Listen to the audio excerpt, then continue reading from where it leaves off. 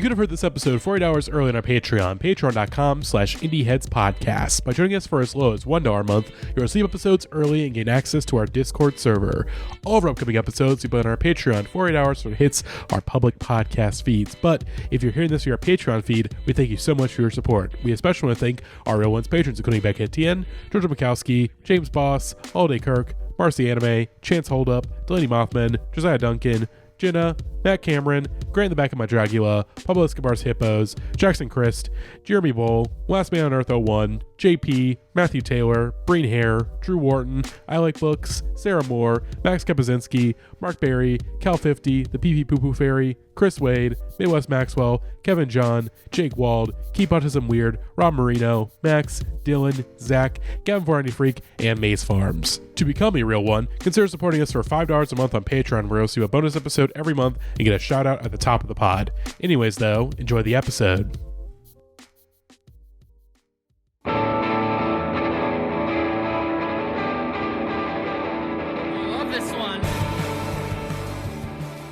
Hello, everybody, and welcome back to the Indieheads podcast. I'm your host, Matty Monroe, here with Jackie, Max, and very special guest, Jay, aka Listen Up Nerds. Jay, welcome back to the pod. Howdy. Thanks for having me.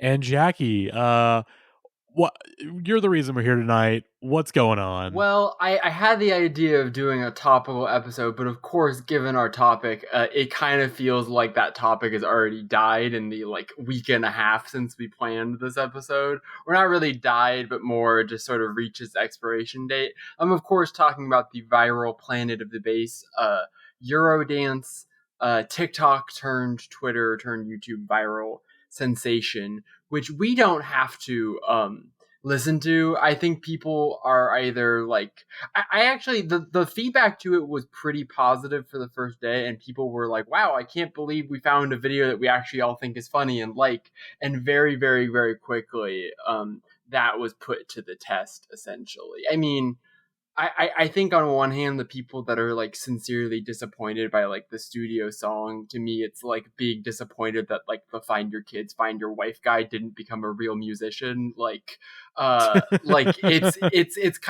should have been obvious what the end point of this story was going to be. But in case you lived under a rock, there was a parody of Eurodance, and it was captioned every Eurodance song in the 90s, and people laughed at the way that they captured the sort of Hi y'all, Shamir. Oh, hey, friend of the podcast, Shamir. Sorry, on again, TikTok.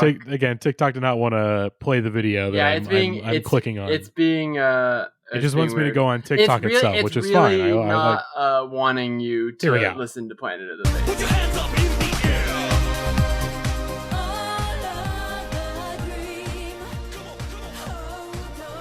Yes, you do kind of get it just on the sound alone, but you do definitely need some of the visual component.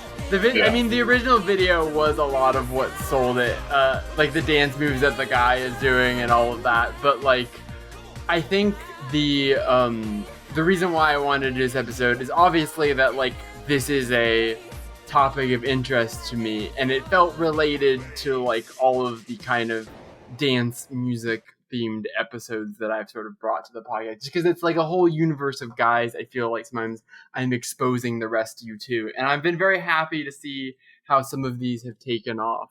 And so I put together a playlist that was more of a comprehensive, just people that wanted to get in the vibes. But then very quickly I was like, all right, let me put together the essential songs that we have to talk about and turn it into a little episode. And I think this is going to be a really fun episode. I'm excited to talk about these songs with you all. Yeah, I mean, Eurodance is just in general. It's a genre that is one of the most aged genres ever. It's so crystallized in its era. There's no way to you can try your best to update it and modernize it, but no matter what, if you got the hallmarks, it's just gonna sound like the 90s. Totally. There's just no way. But it has that's the charm. This strange arc because of that, where it aged so drastically that it became a black hole that caved in on itself, and then that's how you get Sophie, which we'll get to. But yes, it is fascinating. it is also like ground zero of dance music appropriation, and like the beginning of the Western conception of dance music as being a thing that comes from Sweden, Norway, and Germany first and foremost, as opposed to being, and we've talked about that on former episodes of this podcast, like Club Songs to Song and Fuck You. But today we are dealing with another culture I know well due to my Italian, German, Dutch ancestry, the fucking Europeans. We're getting into it in this episode. We are going to understand the European mind to the best that we can. Maybe we can't rank the religions, but maybe we can rank the regions of Europe after. I think we can rank the European countries on this episode. Yeah, I think that's definitely doable. We're definitely not going to cause any conflict. I'm just thinking right now, I don't know if you saw the headline today about, I believe it was the Killers getting in trouble for, they were like, they were in a Eastern European country. I forget which one. They're in Georgia. They're in Georgia. They were in Georgia, and they were they brought some fan up on stage, and it turned out to be a Russian guy that was like a refugee of the Russia situation. But like obviously people that are being invaded by Russia aren't like super stoked about Russian refugees. So like it immediately became very contentious. And then the Killers tried to do a very Bono-esque, that's your brother, man, sort of approach to it. Very Sean Penn-esque approach to international relations. Yeah, no, definitely not. It just doesn't play. That's been one of the better developments in the NBA recently. There are just a lot of players from like Eastern Europe that have come over to the league recently, and so like you get to learn a lot about like the Eastern Europe politics and like all the geopolitical conflicts because of just players that are on different teams. It's true. Yes, we all learned about the Balkan state via basketball, but let's get into I actually don't know where this first this is the other funny thing is like this is true for a lot of dance music, but like I do try to, like, as a general rule, as you can probably tell about me, like I like knowing about context and history. There were a lot of these songs I had like the disposability and the anonymity is kind of the point with this music. Like a lot of people made the joke about how the first follow-up video the guy did, he replaced the woman, and a lot of people were really mad about it. But also it was like, that's kind of like doing the exact same song, not changing it all, but replacing the woman is a very Eurodance in spirit thing to do. And I think, and also just the videos themselves, like again, they would have the people that weren't actually singing the songs singing the songs in the video. Yeah, exactly. Yeah, there's a lot of that. But anyways, let's listen to our first song, which is All Around the World by A Touch of Class.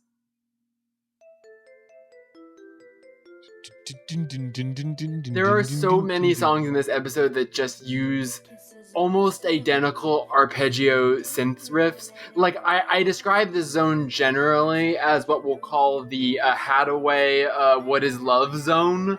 Like, any riff that enters the do-do-do-do-do, like, whenever it feels like it's just kind of ping-ponging back and forth like that. So many of these tracks are just built around that kind of loop, because it can just keep going and going and going and going.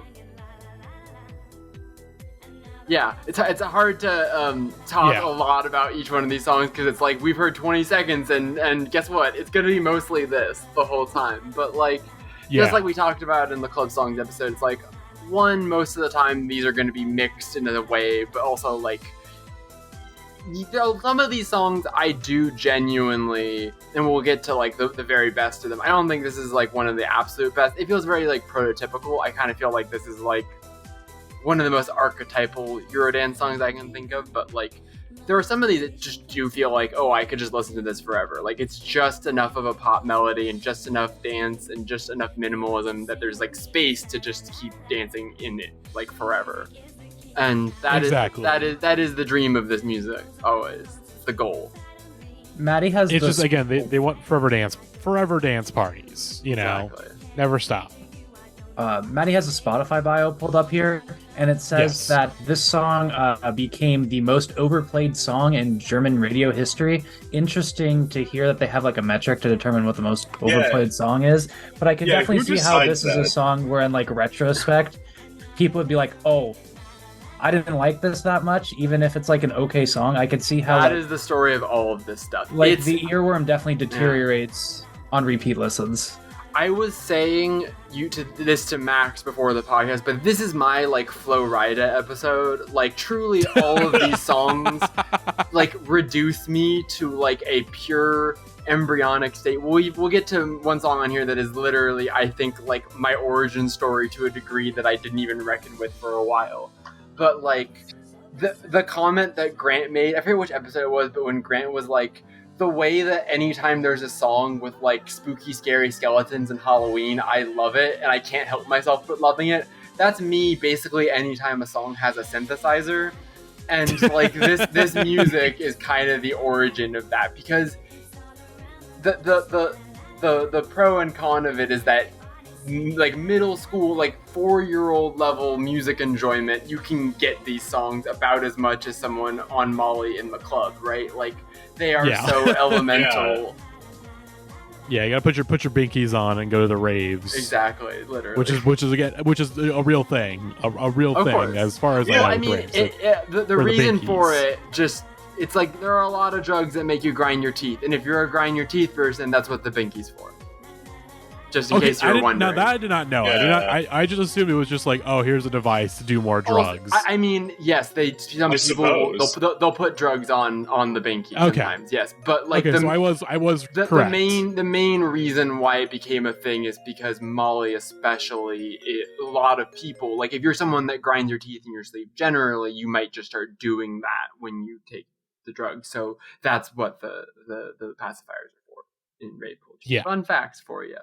But that's I love the little xylophone. Is it a xylophone? It's not a xylophone, but it is it's a very plucky, it's a very percussive like synth lead. I forget which episode it was of 60 Songs they explained in the 90s, but I think he was talking about the what's it called? Robin S. Show Me Love, like that little keyboard riff, and he described it as like bouncy balls that are just like all landing and satisfyingly bouncing at the perfect height, you know?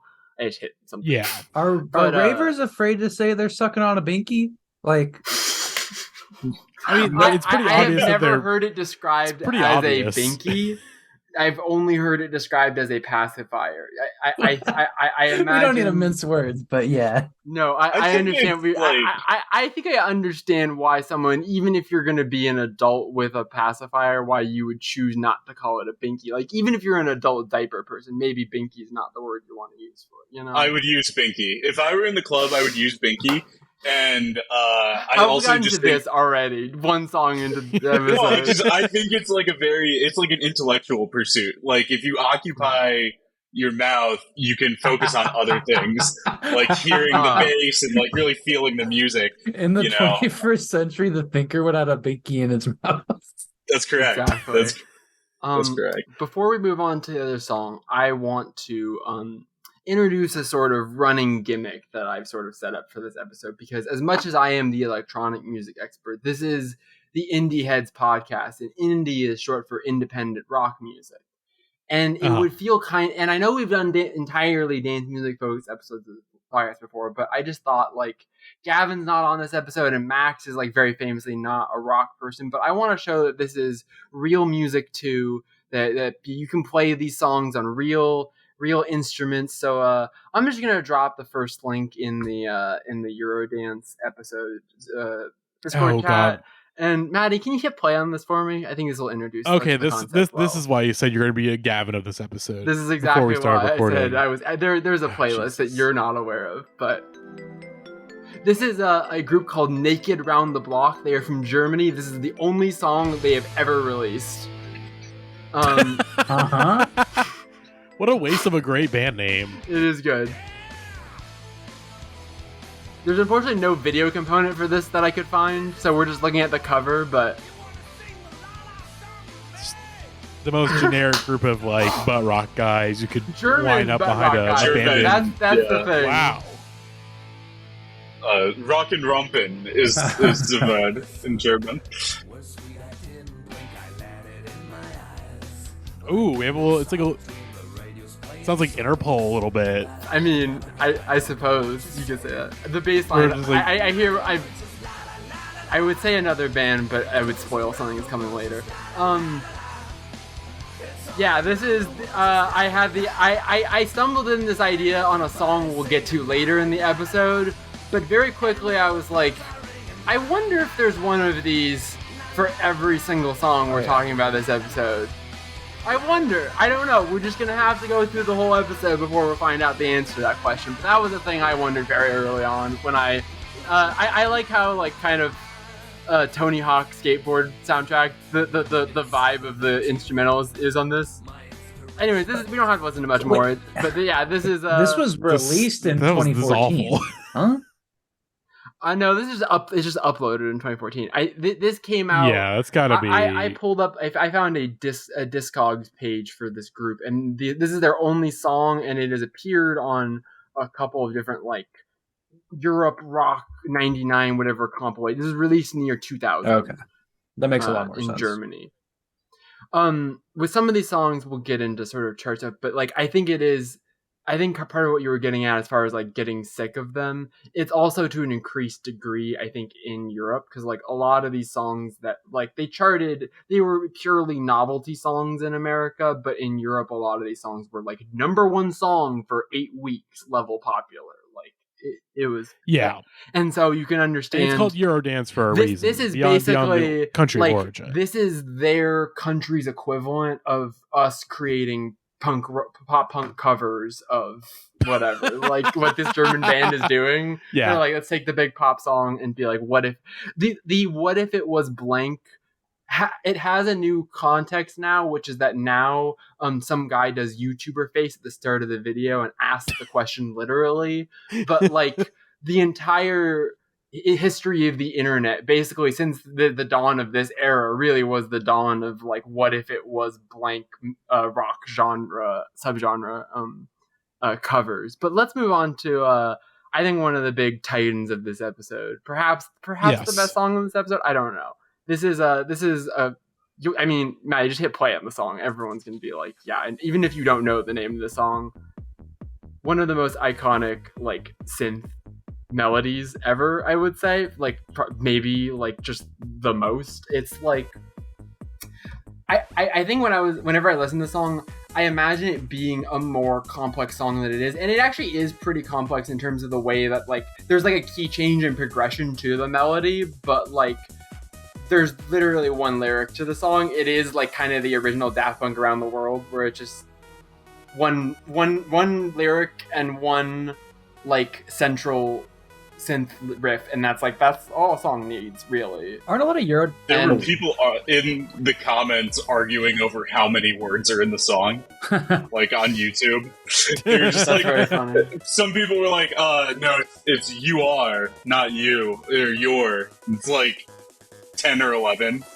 Very European thing to do, by the way. But I think this is also the one of these songs that I think has like the most cultural like permeance. Like this is a song that at every single fucking EDM rave I went to, and even the ones I still go to, you will still hear remixes of this song. Like this is one of the staple like anthem. Everyone put your hands up in the air. Okay, the beat's gonna stop for a minute so everyone can recognize the song and start singing along with it. Like this is the archetypal that moment in the set, and this kind of gets into immediately the other sort of discoursey thing that this episode dovetails with, which is the whole like round 4 of what has been Edit's discourse for DJ Twitter is basically like is Turnstile gonna have an impact on hardcore for DJ Twitter? Like it's this conversation we've kind of been having for 2 years now. What does that mean? Sorry. I can't explain. I'm trying to relate this to Jay, who we can't get into that. Not everything is for you, Max. Yeah. Not everything is for you. Okay. I can't explain Turnstile and DJ discourse to you at the same time. Yeah. The DJ discourse thing is about what has happened since the pandemic, which is that a lot of like underground techno type music establishments people are playing more pop edits. There's a really, really, really great article in DJ Mag about this by Chal Ravens that starts out with a story of someone playing a Venga Bus remix in Berghain, which is like the stuffiest, most rules-y techno club in Berlin. Like, it's something that would have been unthinkable years before.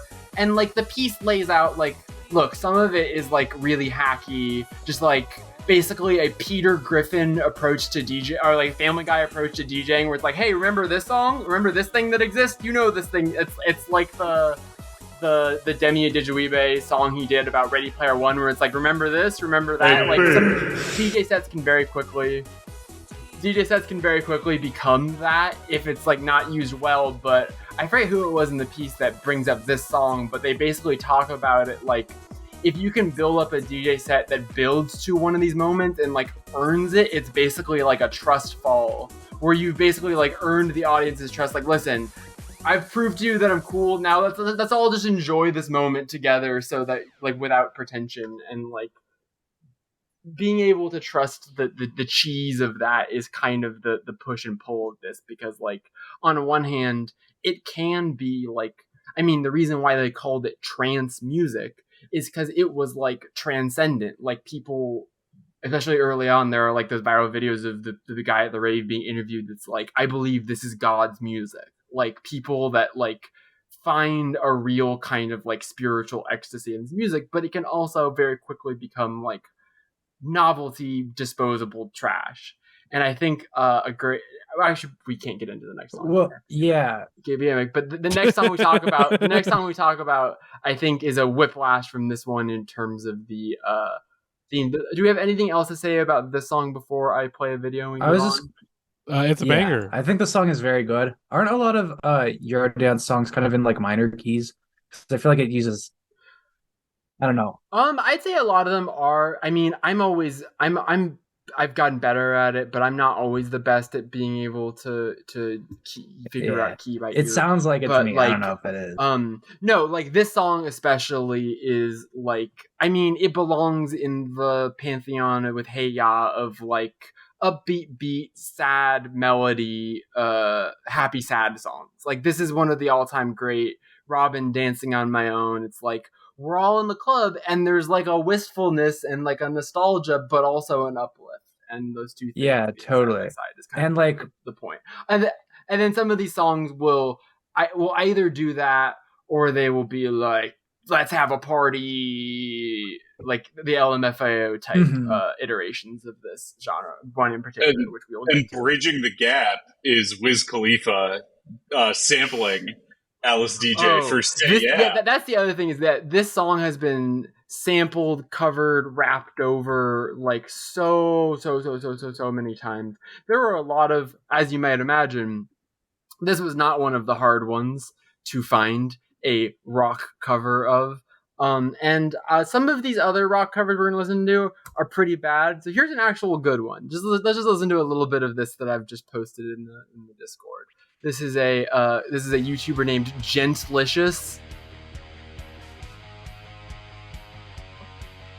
He's got a 7-string. Wait, hang on a second. Hang on. Sorry. Let's look at that C. Why is there cum dripping over the C there? Because it's delicious. Like delicious things. He needs drip. you to know that it's like not even in a weird way. He makes his bet on some Jordan Peterson shit. Wait, just watch. He's setting up a bit.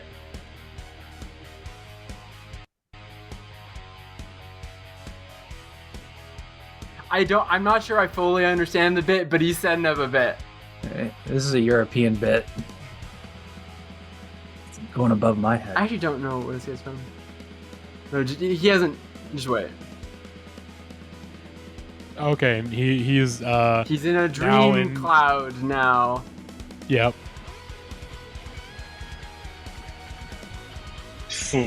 Okay. Yeah. It's actually not bad. Yeah. Sounds like music, like nostalgia critic theme music, but Nuevo Disco de Gentlicious. Yeah, I think this guy's from. What if Better Off Alone was from the Doom 2016 soundtrack? Oh, he's guys from Costa Rica. Oh, sick. Yeah. The Alice DJ record was called Who Needs Guitars? And the answer is me. I need guitars. And I need the gentlicious cover I of also Better think Off that, Alone. like, yeah, like, unironically, and I've talked to Eli about this, like, my entryway into actual heavy music and, like, becoming someone that knows what hardcore kids be like, etc., was just being like, okay, well, I like really over-the-top aggro dance music, and just, learning to, like, translate that onto guitar's music. And so, like, this LCD sound system switch for turntiles to guitars is like see now the Dream version of him does the solo. Ooh, Let's there we go. go. He's cooking. He's really cooking. He's cooking. But yeah, like, I do think that this does, even though he's flexing a little, like, the song has a real, like, the songwriting craft of it is fucking awesome. The way that it is one melody the whole way through, yet it feels like it has such a climactic, just, like, build and ascent to it. Like, really great. Yeah, this is sick. Man, that was sick. Yeah, that was like the song is probably good. the best of the covers, unfortunately. But I mean, Oh, God. best is relative, you know. Like, some of them are better, but we'll get to that. Anyways, Yeah. Let's talk about one of the most important songs in my life. Unfortunately, let's talk about Blue Ba Dee. Excuse me. First of all, did this song invent the Minions? Question number one I had. It is highly probable. Highly probable. Do we have the Minions without the song? Probably not, I think. I would agree. Do we have the Blue Man? When does the Blue Man Group invented? Is another question I had. Blue Man Group's gotta be blue? No, okay. The Blue Man Group was formed in 1987, so the Blue Man Group already existed. So they were probably fucking stoked when this song came out. They were like, "This is our time." We got an anthem, fucking boys. Blue SEO is going way up. Yeah. Yeah, this is one of the most annoyingly catchy songs of all time. Okay, like, it's so bad. Immediately, but, like, I just have to get into story time. I think this will make everything make sense. Okay. I want to say 5 years old. I can't be older than 7 in this memory, but I believe I was on vacation on the big island of Hawaii. I think we were in a car somewhere. Like, it wasn't like a very scenic memory. This is like fully, we're just like in a car in a highway somewhere. And I am listening on a portable CD player, like one of those, like ones that has like a hand like strap over it so that you can hold it without it like skipping or whatever. And I was sitting in the backseat of my car with headphones plugged into it, and I had some kind of like, I'm sure it was like now that's what I call music, some compilation, because I did not have Eiffel 65 on CD. However, Blue Ba Dee was on there, and that was the moment that the Italian German blood in my body was just like activated like sleeper cell agents. And really, the whole, like, when I said the thing about Grant being like, anytime you hear a synthesizer in a song, you just like your monkey brain turns on, it's this song's fault. It's 100% this song's fault. I blame this song for altering my brain chemistry, and I'm not even mad, because it's like, but like, there's also a weird, I remember as a kid spending a lot of time thinking about the blue man in the blue house in his blue world, like really thinking about it, like in the backseat of that car, just like looking out the window being like, man, sometimes I'm in a blue house in a blue world and everything is blue. Like, I understand. And the world building in the Eiffel 65 verse is just like off the charts. It's next level. I was really into the movie Big Fat Liar at the time, which I believe also uses this song, if I'm correct. Yeah. If they didn't, it was like, I'm just combining those things in my head. But Paul Giamatti got blue in that movie. Yep. They blew his ass up. Tobias Funke, I blew myself. Big time. I remember doing like a lip sync routine with my friends to this song at Of course. like a Y2K party, I think. And I was like, I had to have been like 7 years old or some shit. Like, it was definitely a New Year's party. We like gathered a bunch of parents to make them watch this.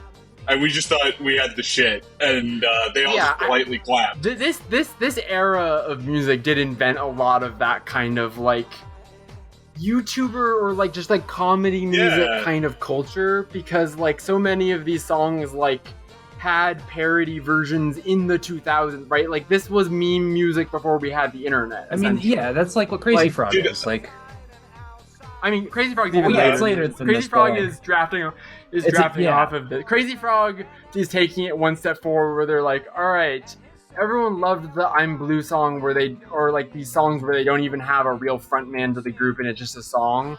And then they just eventually years later were like, what if there was a cartoon mascot that we put in front of the song? Yeah, well, Crazy Frog would be like an AI these days.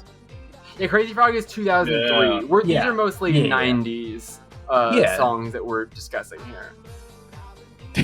I'm on the Eiffel 65 Europop album.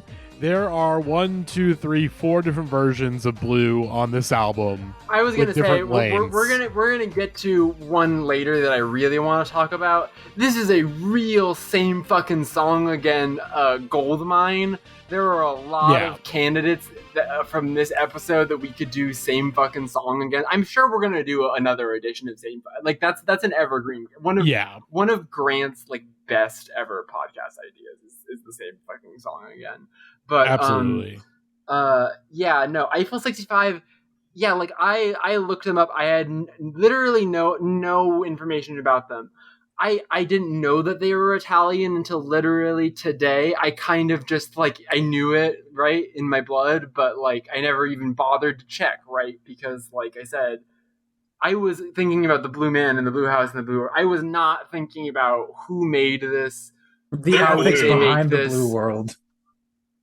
What equipment did they record it on? Like, it does take me back to something that I really do miss, which is that, like, before you know how the sausage is made in any genre of music, but especially electronic music, right? Before you have any idea of how someone could begin to make it, it just feels like it comes from a different world, right? A blue world, if you will.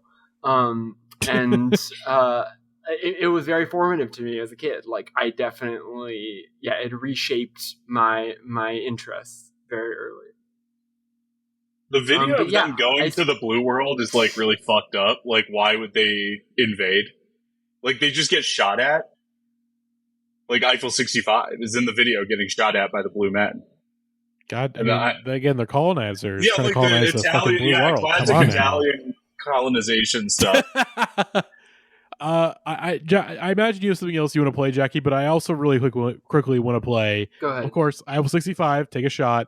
There's a great One Hit Wonderland episode from Tom the Shadows, which introduced me to this song by Eiffel 65 called My Console. And what is My Console about? Well, you're about to find out.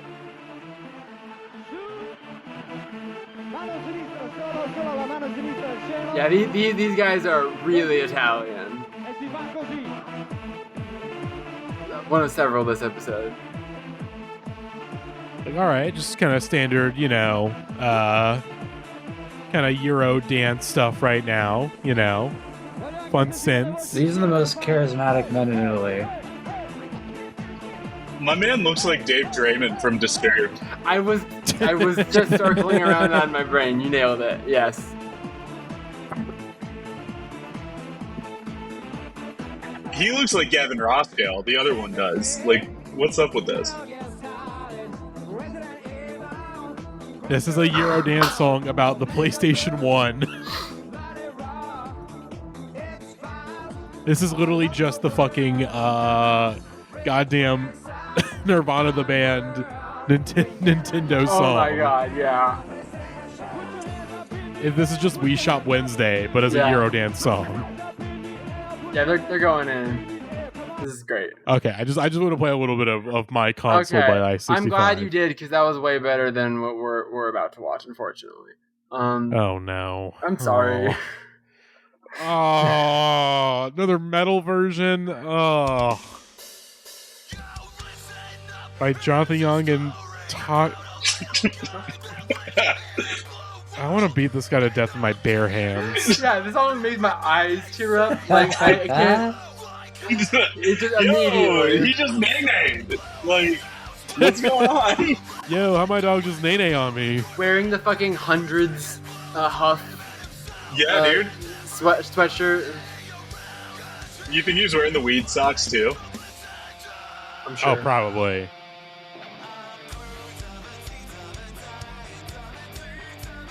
I feel like everyone here should be trying to hog for the crimes they're doing right now. It's a beautiful song. This effectively like ruined whatever kind of childhood nostalgia I have around this. Helps me see this song clearly, but also it is like the worst combo of like metal guy and also like giant air quotes pop. I mean, as I learned through doing this, I already knew this, but like the YouTube metal industrial complex is so. It's I mean, so like strong. It's kind of going fucked. back to the joke I was making at the beginning. There's nothing that like makes metal fans more want to click on a video than the idea of like a very un-metal song being covered in a metal style, even though most people that actually like really like and care about metal are like those are never good, but like for whatever reason people hear like Sound of Silence done by the Disturbed and they're like, oh my god, this song that's soft now it's metal. Like Please it's make also it like stop. okay, we can stop now. You know, actually, I really do not. The metal and screamo cover industrial complex It's is so like wild. it's so thick too. It's like, I mean, like everything has gone like punk goes whatever, and it's Yeah. just like Where doesn't punk anything go? that they can find. Exactly. Go get a job. Over That's the age of damn 18, right. Max. Yeah, Over the age like, of 18 is where they do not go. The real thing that essentially happens with metal covers, and the reason why there are so many of them with this episode, is anytime you can take a song that, even if it isn't feminine, is like cutesy, is just like the opposite of metal. Like that's kind of the whole point of these. It's like, wouldn't it be twisted if like this song that people is for like little fucking girls? What if this song was like hard as shit? Like that's the ad. Yeah. It's the if anyone has seen the I think you should leave Tim Robbins sketch where he's like the leader of a skateboard gang. He's like, we're fucking terrible people. Oh It's like yeah. that. It's that kind of It is energy. very like truck nut It was energy. like, yeah, Exactly. yeah. It's like, what if we took this song that you think is a guilty pleasure, but now we made it innocent? Like, it's okay for you to listen to this because there's exactly, a guitar yeah. and a man screaming. These guys look like pretty much everybody in Denver. Like, guys, this is just Yeah. like big Denver energy. Oh, Maddie, totally. do you just Yeah. want to People scroll that got down stuck to the in first comment to see if it 2014. says, oh, this is so much better than the original? Oh. When you're depressed, but also metal AF. What does that mean? Well, because I'm blue Oh, is a song yeah. about being Oh, blue. there you go. It's again 1, 2, 3, 4, Yo. 5 comments, and we got to. It's No, better but- than the original. Scroll up to the, this is going to be my wedding song, and in Germany, being blue means being drunk, by the way. Like, just really, really good. Which is Like- also fun. It's also funny to say that because this song is Italian. Like this Yeah. band is Italian, and people just assume that they're German. Which is all. It's so I am German and Italian, right? Which are probably. I really have all of the Axis powers of Eurodance, right? Yeah, you- like I was gonna say that. Yeah. like I have Germany, Italy, and then Danish, Denmark, which is not. I mean, Denmark and Sweden and the Nordic countries are all kind of equally responsible in this arms race, but especially You also have kindness in your heart. But yeah, thank you. I do. I have kindness in my Yeah. heart. And what's the Ivan? I know who the bassist is. Tweet. I forget how it goes. I know kindness. I know I know empathy. kindness. I know the basis. Yeah. Yeah. Anyways, let's move on to our next song, La Bouche, Be My Lover. The Bouche are fucking cool. I don't know anything about them besides that they're cool and they look good on the covers of their music. They're extremely cool. I do believe it's rest in peace to the woman from La Bouche. Damn. Because I was looking Yeah. that up today. But this is like a formative memory for me. My parents do not like music by any stretch of the imagination, but I remember my mom fucking loved Be My Lover by La Bouche and probably bought a CD with it on it, and I've heard it like a million times in the car. incredible song. Yeah. There's a very interesting thing that happens, I think in this music genre only, which is like reverse whitewashing. like instances where the person who actually sings the song is white, and then they have a non-white person as like the star who's in the video. I think it's probably like weird. I mean, like, Europe was aware that they were importing this music from black people in America, at least at the beginning, right? Like, then it gets passed back to America through the weird cultural, like, gramophone thing, but, like, there was more of a consciousness with when they adopted it, and so I think it's probably, like, weird Europeans being like, well, this is how we market the song, is that it's, like, we need, like, a quote-unquote diva vocalist as like the front. I don't. There's also like weird instances with some of these songs where like the person wanted to be anonymous or whatever. Like, and like I said, like the anonymity of all of these songs. Like even if there is a star and if there are music videos, like it is kind of designed so that it's just kind of designed and trapping for songwriting that's going on behind the scenes. Mm-hmm.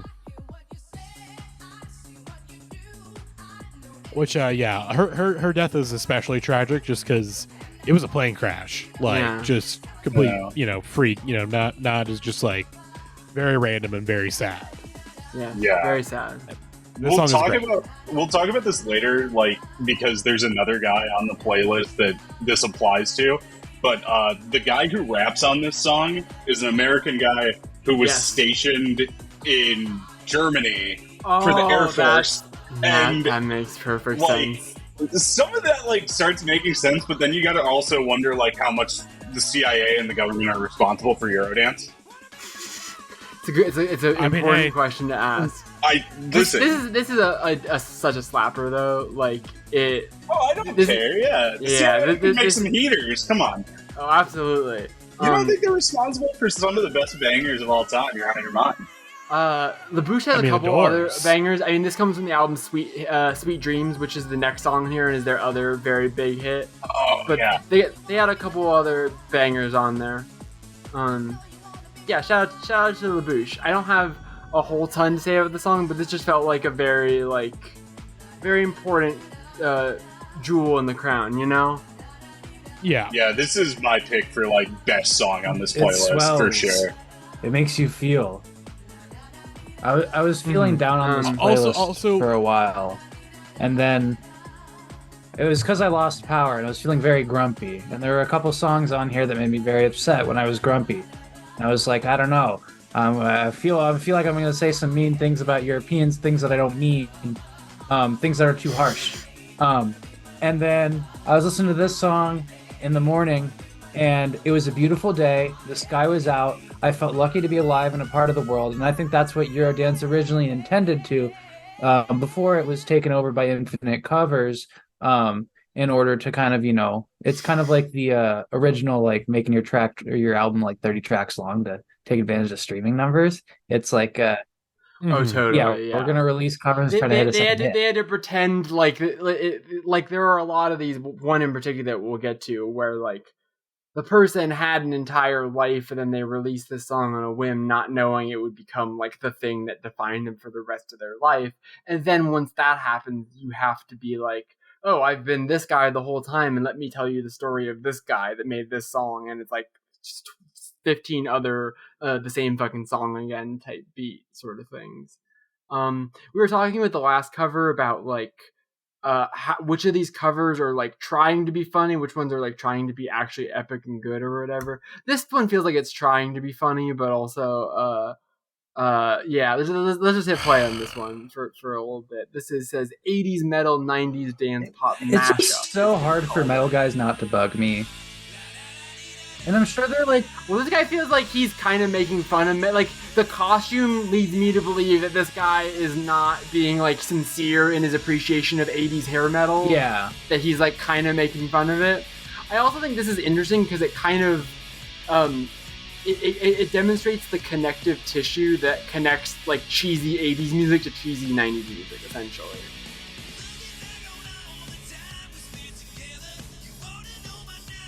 the sideburns and What kind of? He was chopping for a He second. has in the big video. Grogu. Yeah.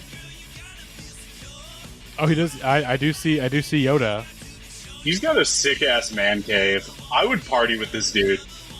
I would too. Yeah, he's got some good stuff going Travis on here. Balmer is his name for anyone trying to watch along at home. Yeah, there's quite a few of these. They're a lot of fun. Oh wow, LaBouche, Lane McRae from LaBouche commented on this, saying this is one of his favorite covers of the song. Oh, let's go, Mr. LaBouche. Yeah. Oh yeah, Shouts out Lane. let's go. I will say, we'll this is going to be a not necessarily a problem, but sort of a trope of Eurodance as we move on with this playlist. But there's a lot of these Eurodance songs had, I won't call them unnecessary rap verses, but like they try to incorporate hip hop in very awkward ways, like having rappers on the track. When like, was it needed? Like, yeah, I mean, there's one song in particular I put on this playlist very specifically to capture that. I think because that is how I was tying it into the parody song, because the thing that the parody song really gets at is the ones that have a girl chorus guy rap verse sort of dynamic. I mean, this is also the era where like there was a lot of those collaborations happening in actual hip hop, but it was like these very stilted, like you do the rapping and I do the singing, and there's like a very like divided line, sort of like now this section of the song starts, you know. And a lot of these songs have that sort of a trade-off, including this next one that we're going to talk about. But yeah, let's get to the captain himself, which I actually realized I forgot to add this to the playlist. Salute to the captain. And the reason why I forgot, I didn't realize that I hadn't added it was because we've been talking about Captain Jack anyway. I was a little nervous it wasn't a part of the playlist. No, yeah. Captain Jack was meant to be. I what did I cut? I cut Castles in the Sky, which is a great song, but just like there's not anything funny to talk about with Captain Jack. There's so much going on. Yeah, well, first off, this album cover, this is one of the greatest album covers I've ever seen in my entire life. Hot anime babe in the shortest skirt ever. That's camo. Looks like a Sailor Moon character. I want this as a tattoo on my body forever. I don't care. That means I don't get to have a job ever again. It is worth it for the sexy anime babe I just on like this cover. Eurodance. It's nothing weird, I swear. Yeah, exactly. Captain Jack, who is dressed up like a dictator from a Divide and Conquer game that you see in one of the FMV videos, FMV cutscenes. This the song also itself really is a banger, of highlights course. the how like Miami bass music and the sort of call and response hip hop stuff starts influencing these tracks, where like anything that a lot of these songs basically devolve into like soccer chants essentially, or like in this case like army like left right chants. Like it creates a very easy audience participation, much like the dance craze song sort of style. Like any song that like the audience can do a like, yeah, we want some pussy type like call and response with is very very much of this ilk. It's a key plank of the Captain Jack platform is that sort of thing. Captain Jack accepts all into his army. As long as you're ready to dance your heart out for him, he will welcome you with open arms. I love the video because it looks like it's about to be a man going off to war, but it's a woman going off to war. And then, like, you see that Captain Jack has assembled, like, a squad of very hot babes to be his infantry in whatever war he's decided to fight. Yeah, we should talk about the war against fun. We should talk about Frankie G. So this group is helmed by a guy named Udo. What's the guy's name? The producer. Actually, no, sorry. Lisa DaCosta is the other singer, and there was a guy Sharky Durbin who was the original rapper, but then he was replaced by Frankie G, who is really the most is the canonical Captain Jack.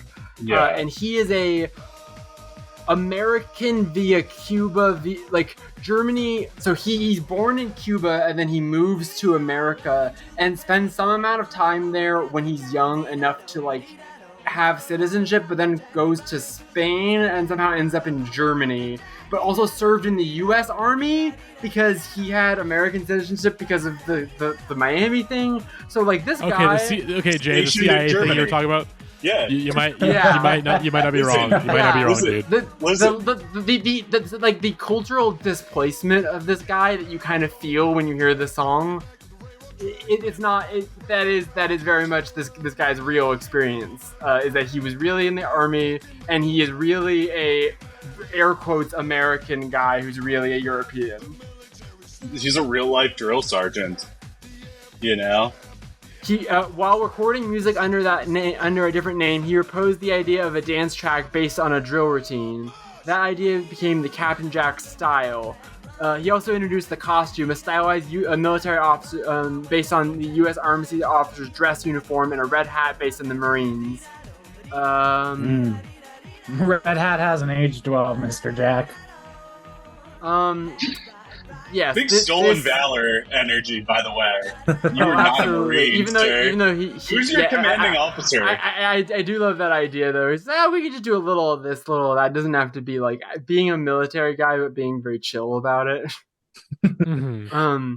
But yeah, like as with any one of these groups, it's like he has the one idea, and then it becomes a novelty hit, and then it's like, okay, I guess now we've just got to like cover other songs ?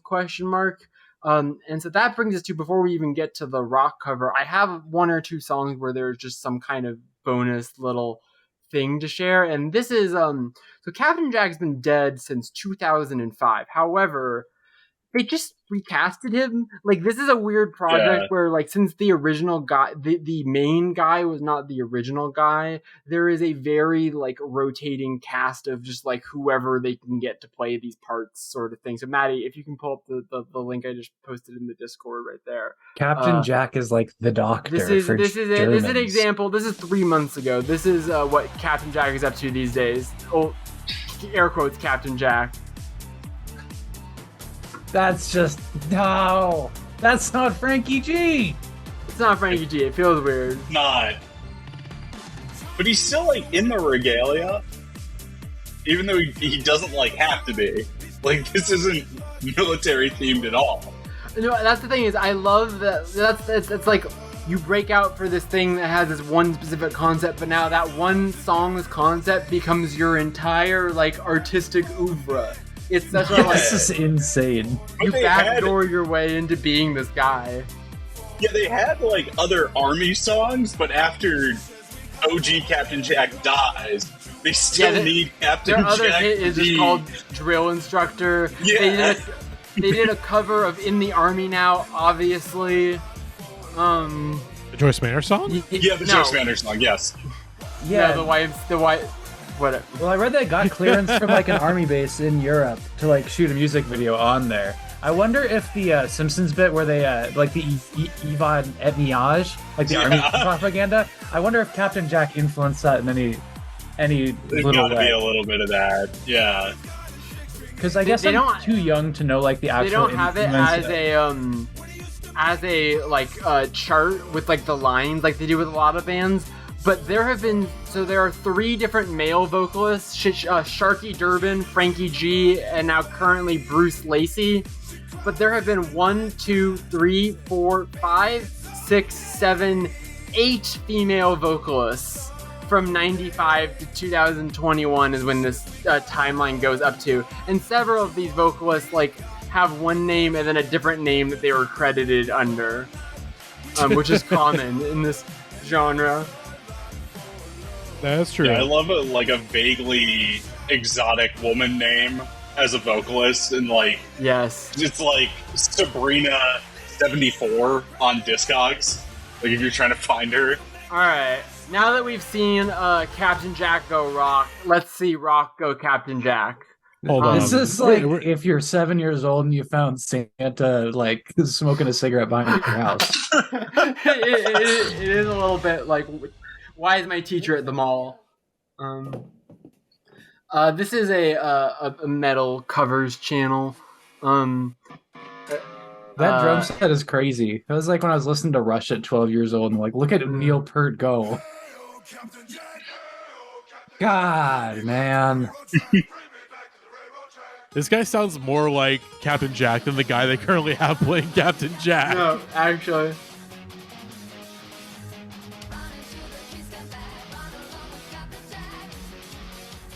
Okay, this one actually is a lot better than the blue cover. Yes. Not hard, but yes. I think because this one just translates better to metal. It's also just done, like, not insufferably vocally. Yeah. It's a very faithful vocal. And I also think this does kind of connect also, like, the, like, kind of, like, very technical 80s shreddy guitar style, like, works really well for a lot of these synth riffs, you know? Like, it translates very naturally. And it's the same sort of just, like this is the hair metal of electronic music. Like, this is the bubble bursting. It just happens way quicker than it did with metal. Like, but yeah, this breakdown's actually kind of nasty. Yeah. This is actually kind of sick. I can't lie. This is the second one I found, and this was like, okay, I have to see if there's a metal cover for every one of these. And spoiler alert, yeah, there are. Yeah, this has several, like, actually sick. The drummer is going in. That he's like kind of the MVP of this video. He actually does need all of those cymbals. He kind of does. I feel like this. So, like, I remember Captain Jack, like, the first time I heard it was because of DDR. And now it's like, of course. Okay, now this is, like, the rock band version. Like, now I can play rock band at the homie's house. It definitely does sound like a rock band version of a non-rock song. It's also, I've told this to many people, but whenever I tell them, they're like, everything about Porter Robinson makes so much more sense when you learn that he was introduced to electronic music via Dance Dance Revolution. And then when you work backward from that, like, the everything about him, you're just like, I see, I understand. But yeah, let's move on to our next song, which is one of the better songs of this episode, made famous by a little film called Uncut Gems. This is L'amour Toujours by Gigi D'Agostino, who also in his Spotify artist picture has a sailor hat on. This is the exact moment when I was like, the Safdie brothers are making a movie for me. After watching one of the best movies I've ever seen in my entire life, and then they end it with this fucking song. Yeah. I was just like, yes, my boys. Yeah. It's also, like, going back to what you were saying earlier about Better Off Alone being a very sad song. This is similarly, like... Yeah, yeah. It does make sense for the end of the movie, I will even say, though it is... And I hear how, like, Tonight became a thing. Like... Oh, yeah. I mean, Hudson Mohawk is very inspired by, like, happy hardcore and all of that shit. Like, that's a huge thing for Sophie, too, is that it's, like, seeing... the most kind of over-the-top version of dance music and pushing further in that direction instead of retreating from it. Just found out that L'amour toujours means love always, which, you know... true.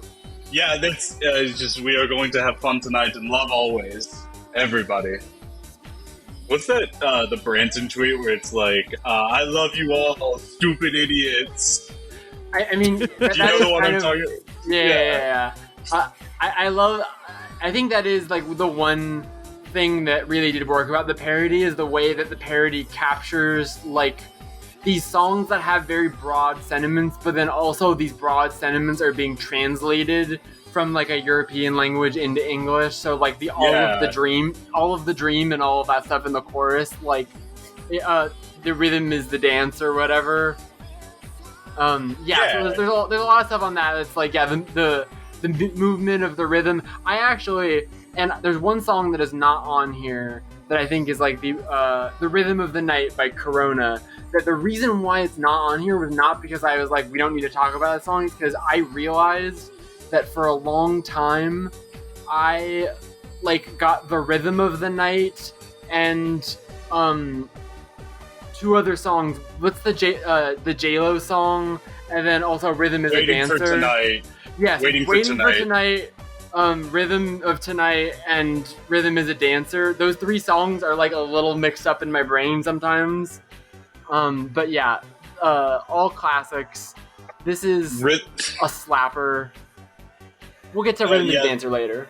But, no, the tweet was French DJ voice. I just want to say to all ugly and dumb people, stupids, I just want to say to you that you are all beautiful. Beat kicks in, which is like the entire energy of this entire I should actually bring up genre. Molly just had a really funny tweet the other day about a guy that is very much of that energy. I'll pull up real quick. Oh yeah. I do. You've now reminded me of the Rhythm of the Night thing with the "Está son Reebok or son Nike." Oh yeah. With the guy gets the lyrics mixed up and he thinks it's Spanish for are those Reeboks or Nikes. The funniest. Yeah. God. Just like, oh man. I will never forget walking out of the theater still like shell shocked, just kind of pumping my arms in the air to this. Great. Yeah. It's like like a kind of really depressing ending to this movie where, spoiler alert for a 4-year-old movie. Oh shit, Howard Ratner, he's dead. His addiction has finally killed him at what should have been his apex, his peak as a gambler. And as you're thinking about it, it's just it's great. Perfect movie, love it to death. Great song. Real quickly, this is a clip that Molly posted. Is just a perfect insight. And I mean, everyone loves to post the shout out to his family clip, but this is the same version of that, but moon. less. Sometimes I wonder, is there anyone living on the moon? Have we ever been to the moon? Just sometimes I think of this stuff.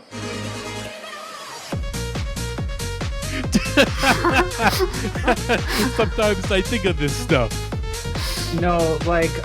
There will be a study one day on the things that being a part of rave culture does to your brain, and I'm gonna love to read that paper when it happens, because there's something going on there, and I don't get it. Yeah, I mean, a little bit of it is just the combination between the fact that rave culture, especially early on, was very big on plur, peace, love, unity, respect. It was about building this utopic thing, but then also these are rich, out of touch Europeans. Yes. So it's when you're constantly being bombarded with positivity, love, vibration messages, while also not wanting to be a good person or whatever. Those two things, the conflict between those two ideas is how you get shout out to his family. Yeah, right? It's socially induced CTE. Essentially, yeah. I mean, I definitely have a little bit of post rave traumatic stress disorder for sure. I would like it, honestly. I would love to be just super positive all the time and not cynical and wonder if we've ever been to the moon. I don't know. Yeah, I constantly strive to be more like this type of guy in general, minus the shout out to his family, obliviousness to race and culture, because you also, it's the flip side of that coin is that a lot of these guys are I don't see color, man, purple, black, blue, whatever. Truly another they were the inventors of the European Obama thing. post-racism white people mindset. They invented it in the 90s. But let's check out this metal / rock version of L'amour toujours. Okay. This is from a fellow named Danny Metal. Yo, shouts out Danny Metal.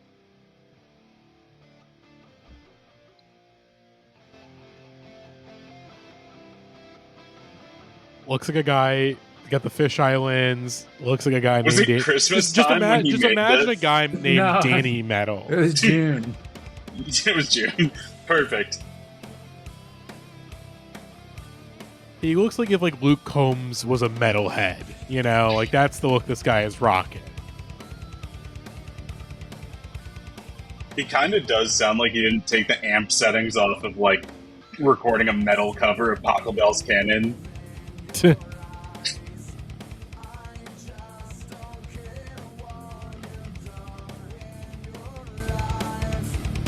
The Oh, drums Jesus sound Christ. weird. I don't know what it is, but they don't sound normal to me. No, the mixing is very weird, yeah. But he's not a bad singer.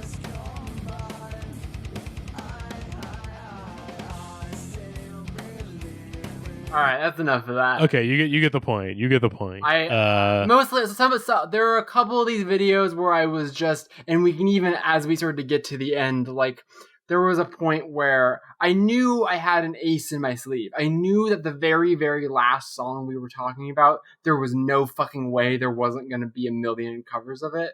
So because of that, I had like a stressful period from like song 6 through to the end where it was like, can I find a rocking cover of every single one of these songs? And we'll see how I come very close. But let's move on to our next song. It's DJ Sammy and a Japanese artist named Yanou. This is Heaven, which of course is a cover of Heaven by Bryan Adams. By Los Lonely Boys. We could have if we wanted to, done another Boys of Summer cover and done 2 weeks in a row of Boys of Summer covers, because I guess probably after Heaven, DJ Sammy was like, well, I might as well cover the other hit Bryan Adams songs, and then also kind of had a mini hit with their Boys of Summer cover is better than the pop punk Boys of Summer cover, IMO. But this song especially is the one that like gets so popular that it almost eclipses the Bryan Adams song. Like the Bryan Adams song is more popular on streaming, but only by a factor of like 2. Well, actually, no, that's not true. Heaven has almost 500 million plays, but this has like 150 million plays. Like, to a generation of people that are me, I know this song better than the Bryan Adams song. Yeah, it's hard for me to go against Hoosier Excellence, Chris Rowe, and the Ataris, but I do kind of agree that the DJ Sammy cover of Boys of Summer is better. This rocks. I will also say, like DJ Sammy is one of the more tasteful producers in this bunch. Like there's a little bit of a finer touch on this than there are on a lot of the other ones. See, this is the kind of thing that you only get from like DJs making dance edits of rock songs that the Philistines on the metal side of things just wouldn't understand. There's a lot of nuance that I think these guys are missing out on. In this era, I think people realize that like the way you get people to still like big cheesy anthemic rock music that is now going out of vogue in the 90s is you just play it for the people that are on Molly. That's the answer. Like if they had made like a Eurodance version of like the big U2 hits of the 90s, that would have gone fucking crazy. I'm sure they did, right? Like it's that kind of like you're able to completely like the way that people talk about U2, and I talk about this when we talk about Creed, but like the way that the goofiness is like part of the equation, but that you just kind of get lost in the rapture of it. Like that's very much of it. It's like obviously I know Better Off Alone and these other songs like kind of have that sort of cheesiness, but like when you just let yourself go to it, there's a real catharsis that can be found there. And like I think over time, I think that's why you see the pop edit stuff being so popular now. And it's like, yes, we all like a 12-minute Ricardo Villalobos techno remix that takes like 8 minutes to get to the good part. But we also like songs that we can sing along with, and we shouldn't pretend like we're better than that. It's just about how to deploy that effectively and tastefully. And I think this song does a good job of giving the goods while also being somewhat art. I like this little part where it just breaks into acoustic guitar for a minute. Like, really pretty. I think this is a great song. Yeah, this is a lot more tasteful than the American answer to this genre, which was third wave ska. Oh god. Like it is, they do run very. No, yeah. Kind of in tandem. I mean, the next song we're about to brush up against that full like into a real degree. But no, yeah. It's really fascinating how I was able to see so many parallels with other kind of niche cultures having their sort of crossover commercial success moments. Because like for a lot of people, it's fascinating. Like so many of these covers to people aren't like a specific musical genre. They just are like the mise-en-scène of the 90s, right? Like you were saying earlier, like they're just so trapped in time. Like, but yeah. Heaven, DJ Sammy. That's a tune right there. That's a tune. Very trancy, very very ethereal. Especially. I'm looking. Yeah, all right, Matty, you get to play this. You can just hit play on the next one. Yeah. This being an ethereal song, our fellow Mr. 331 E-Rock, I think his name is, has, by the way, 1.5 million subscribers, almost 1.5 million subscribers. He is in the clouds. Out in heaven. He likes Batman. He's just like me. I don't like Batman. I don't know why I said that. Is he Batman? Is that Batman Beyond? Unclear. It's Batman the Orange. Okay. Yeah. This one's just really. This guy. There were several of the videos in this playlist that this guy has covered. I just found his whole deal to be very funny. Just like not singing or playing any instruments, but just alone in the sky. Also, the way the guitar tone on this makes this sound like a Blink-182 song. Like this is essentially warping back around to the pop punk version of Bryan Adams again. All right, that's enough. This is great, but we got a very very very big topic. Yes. A big man, big man, big shoes to fill. Big shoes. Big shoes.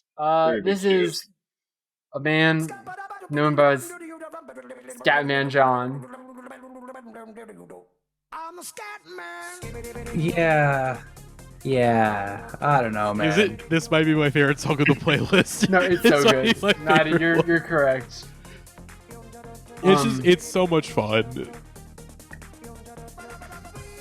It just feels strange to like listen to it and not see like World of Warcraft characters dancing on my screen at the same time. This is like up there with fucking the Rickrolled song for like earliest songs to get run into the ground by the internet. I mean, because this was a hit in like '95, so like basically as the internet is dawning, this song is like in the cultural air, and I feel like it has just lived in like memes and stuff ever since. Yeah, like when I became like a serious logged-on internet denizen as like a 12-year-old, probably like bordering on 13, like YTMND and stuff. I don't know if you guys remember that website, but like it's this shit. Like it's just like early kind of YouTube. A joke, but yeah, for sure. Like YouTube, like when like red versus blue like Halo videos, right? Like you gotta go back to like that exactly. Yeah. This song, I think also it's like the Numa Numa song is kind of a similar, like a very particular kind of, and there have also been other versions of this hit that are essentially like combining some element of like either big band or jazz with like we were talking about We Speak No Americano and stuff like that. Like there is a history before and after the song of stuff like this, but I just think that like in addition to being an incredibly funny song, like the way that it starts, like how can you not fucking love this song?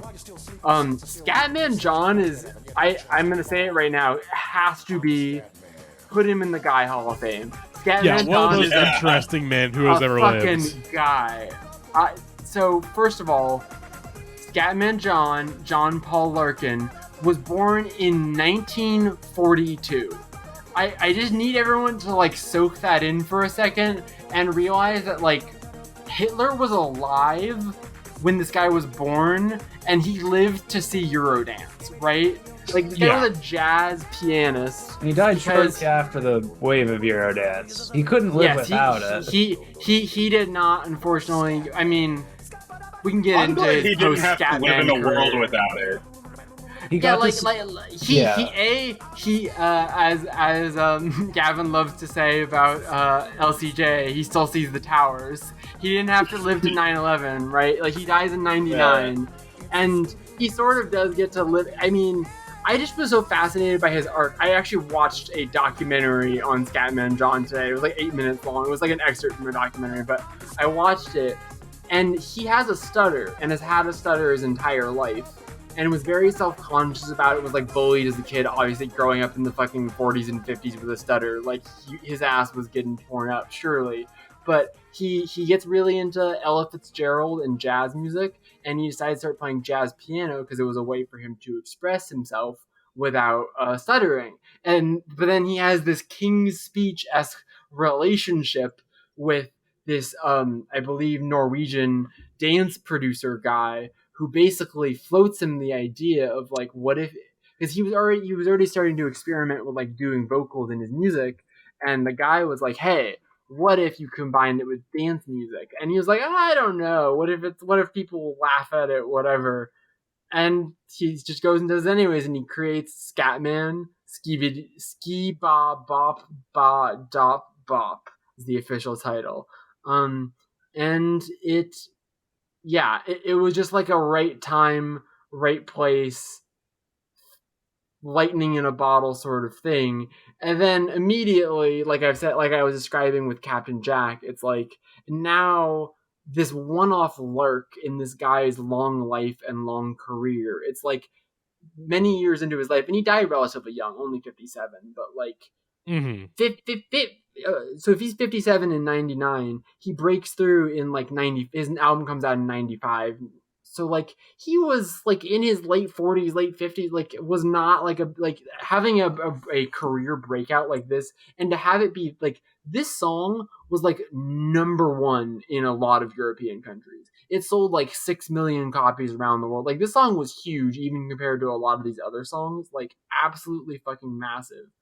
And it's like a man conquering his fear of like public performance in front of our eyes, and essentially like leaning, like he literally was like nervous to record the song, and his wife was like, you should make the song like about your stuttering, essentially. And that's like where like the Scatman sort of idea came from. And it's like this beautiful like redemption arc story for this guy, although now he's essentially like a meme. But he also, like, I think there's some kind of weird silver lining of like, it's probably kind of nice that he like just got to ride out the novelty hit for a couple of years and not have to be around for like the sad part of being a one-hit wonder, you know what I mean? Like yeah, very cool way to overcome it. He was successful in Europe and Japan, where like those things endure forever and like get run into the ground, and you remain famous for a really long time, even though the joke is like dead and gone.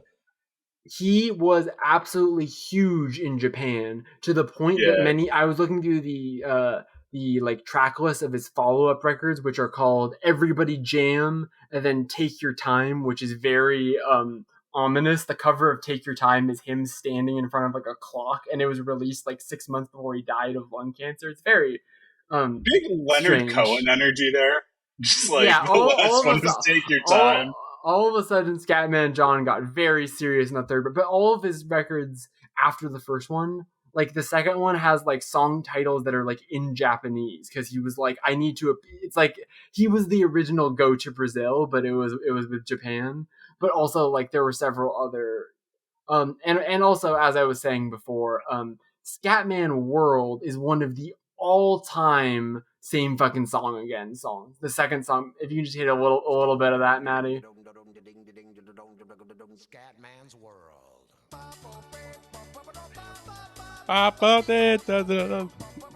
Honestly, almost as good, if not better. Like, there's some. Yes. I mean, there's something I think particularly effective, and this is obviously like kind of a exoticizing thing sometimes, but like being able to appreciate something on a post-lyrical level. Like the fact that Cocteau Twins were making it words is additive because it allows you to project your own feelings onto it.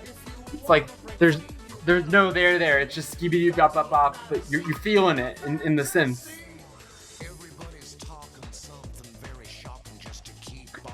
It's very emblematic of the Eurodance era, like the Schoolhouse Rock kind of rap. Oh, totally, yes. It's very everybody rap to the beat. Yeah. My name is the Gangsta, and I'm here to say you gotta help your community in every way. In a major way, yes, exactly.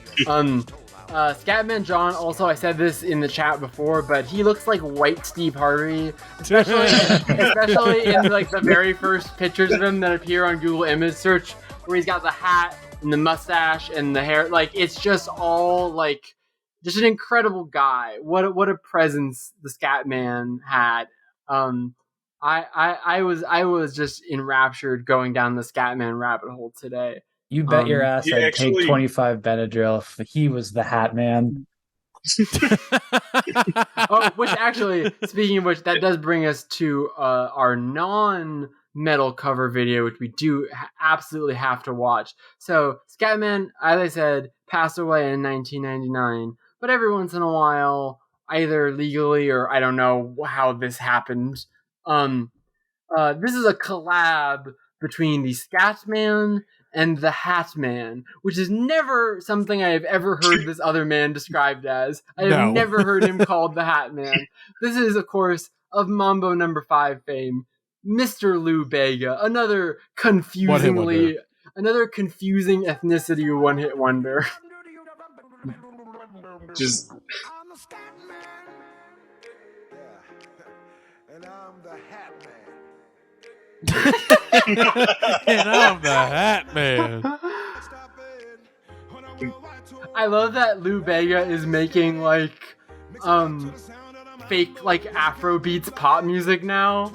Yeah. The production of this is very funny to me. Just of course this is what Lou Bega's up to these days. Lou Bega and Flo Rida seem like they would be destined to collab 100%. at some Yeah. point soon. Lou Bega thinks he's Pharrell and he is Flo Rida. Also, the original two Scatman videos, both really great. The original Scatman video is just black and white, like him to camera doing all, but then the second Scatman World video is a little higher production. He's out in the world, as it were. It's a Steam level. It's a Steam level video, people. Like, it's very good. Lou Bega does not have these hats on. Like, these are... it's like he just, showed up to his friends one day and started calling himself the Hat Man.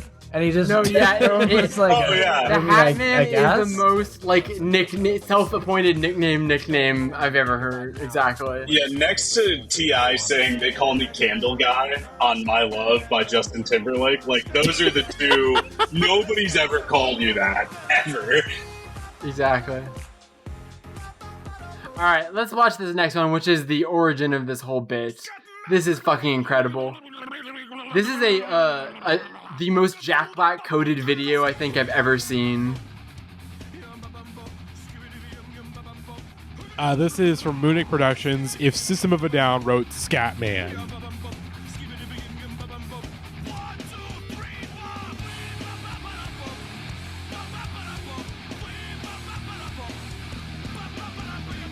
Please stop looking at the camera, sir. I don't like it. It makes me uncomfortable.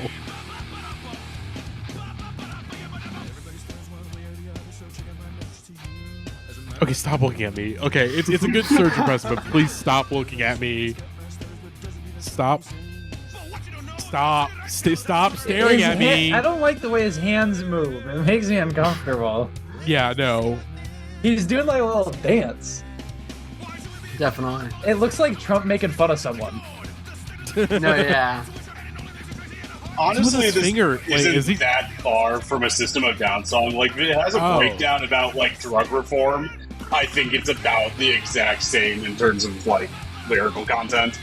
I mean, yeah, that's exactly what made System of a Down so great, is that they were simultaneously, the most serious band, the band that writes prison songs, but then also the band that puts the, I went down to Hollywood to smack my foot, the ridiculousness of System of a Down does kind of make it well suited to the Eurodance style. Also, sick breakdown right here.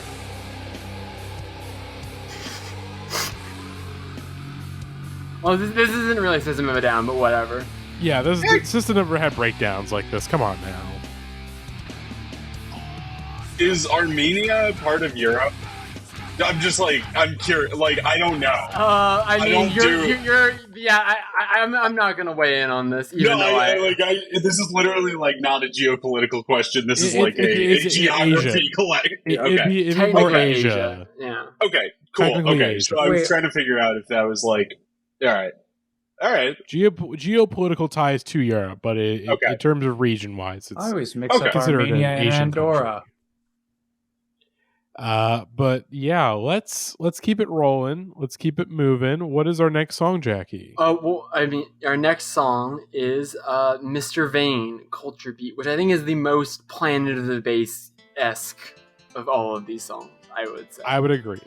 Yeah. I thought I heard this one, but I think it's just because there are so many Eurodance songs that sound just like this that's one. that's what I said earlier. It's like all of them do these arpeggiating synth riffs that like all This feel is- like cousins of each other. Yeah, I was gonna say this is the same riff as "Another Night" by the Real McCoy. Oh Like, yeah. Yeah, which Another that's song what, that has the same trade-off rap verse. aspect yeah. to it.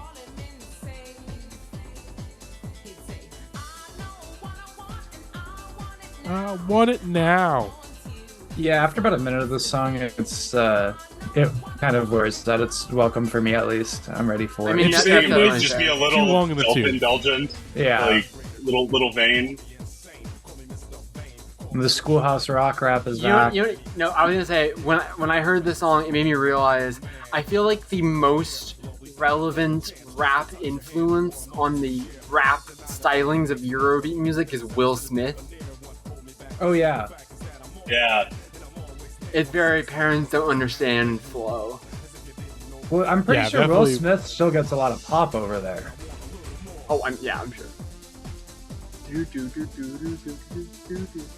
mean Yeah. Captain Jack This basically one I didn't did have much G.I. to. Jane.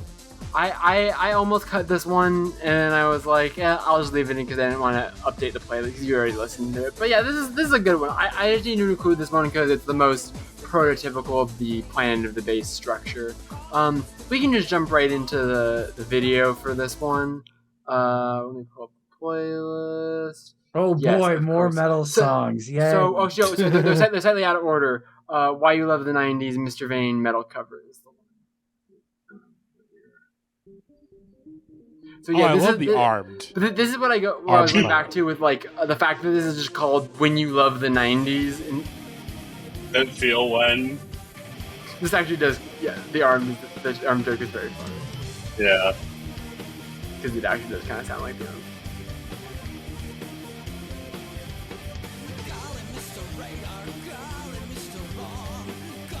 Oh, I. Ugh. Again, the Stop, metal stop industrial staring complex, at me. it's so powerful.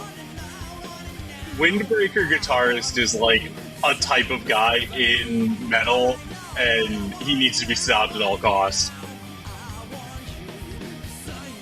Okay, I can't.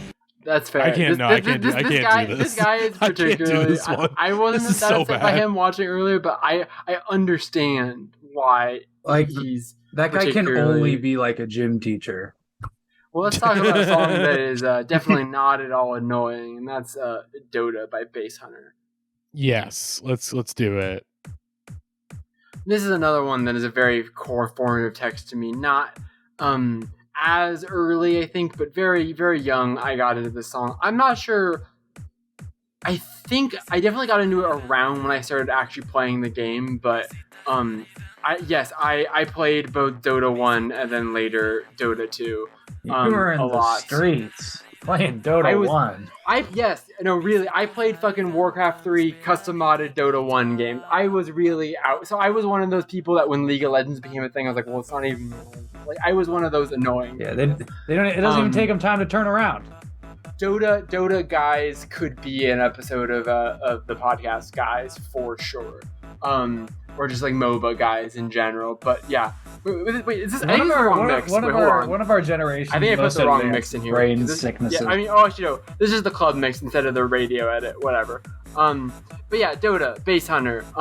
This is a fascinating one because technically Dota is the less popular version, and this is kind of a smart move on their part, which is that they have this viral hit that is like very much steeped in 2006 like video game culture, like. But then they're like, wait, this is a really catchy song. Perhaps we shouldn't alienate people that aren't video gamers. And so then they just literally re-released the song with like different lyrics that are like vague Eurodance lyrics called All I Ever Wanted. It's just the same song, but like That's not very funny. Gamer- Oh, that's okay. That's gamer probably coded. why I recognize the song. Exactly. Yeah. So like it's their most famous song either way, but it is just very funny to be like, well, everyone loves this song, but it is kind of like like the album, this album that it comes from is called LOL, and it's got like a leet speak little like emoji that's custom typed out, right? Like this is very early like internet nerd culture type stuff. As you will see from the video that we'll watch in a second. But yeah, I this is a song I just can't even like give any kind of value judgment to, because I hear it and I'm just like, well, yes, of course. I've been listening to this song since I was like 7. I know exactly what DotA sounds like. I can't even hear it, like it's just kind of in there. It does feel very foundational to like how the soundtrack of gamer centric music and like esports related music has come to be. This is definitely like its tendrils are everywhere, link between gamer culture and like a very like very like acid rave sort of sound. Because like you think of like 2010s montage music, like dubstep. I mean, like I mean, these aren't exactly the same, obviously, but it would be crazy to say it doesn't have a lot of influence. Big annoying electro house was the predecessor to dubstep as the predominant music for like 360 no scope compilations, right? Like before we had Skrillex, we had fucking Tiesto and shit, right? And this is very much of that ilk. Later than the rest of the stuff. Like this is 2006 as opposed to 90s, so it's a little different, but it's very spiritual successor here. I was talking to Max about hard style before this, and how hard style took me a very long time to get into like full hard dance stuff, just because a lot of the stuff I first heard was very bad. And this isn't even that bad, but like stuff like fucking Headhunters and shit like that was like some of the worst rave music that was around when I was younger. But then like I've come around to like, no, it's good when it's done with sort of intention. But this is the music for like your friend that definitely should not be Snapchatting themselves behind the wheel. This is what they're playing. This is definitely like, I mean, not to throw shade at communities of which people on this chat might have been formerly affiliated. This is very much like non-explicitly furry coded music that furries listen to. Right? Yeah. Like it's very internet subculture-y, for better and worse. Yeah. Mm-hmm. The girl I dated in high school loved Basshunter and loved this song and would only listen to the DotA mix and Of not course. like it's the word. Like this is nails on a chalkboard to me. Like this I has understand always you have been the like. No, I get it. This reactivated all of my bully instincts. And Fair, this is like, people are always like, how did you get like into, like how do you listen to like aggressive music? And it's because songs like this make me want to like grab the frailest person near me and shove them into a locker. Whereas me, I know other Basshunter songs besides DotA and like Russian Privjet was a song I had on my iPod Nano at one point. That's a good one. It's wild that it was like, what if the guy who made Minecraft, instead of being a Nazi, just became a club music guy? I was literally gonna say, like, so much Minecraft parody music feels like it is indebted to right, like YouTube gamer music. Basshunter really is kind of the forefather of that whole aesthetic. Yeah, like if you wanted to show your friends a clip of something cool that you did and upload it to YouTube in 144p of like a screen grab, you had to have Basshunter in the background. It was like legally required. All right, Matty, of these two, just hit play on the rock cover, not the metal cover. The metal cover is fine. I found that one because I was like, oh, this fits the metal theme that we've been doing. But the rock cover one is gamer coded in the video, so of course that was the one I had to go with. It looks like he's like a. Oh, is that like a Counter-Strike tournament right now? Yes.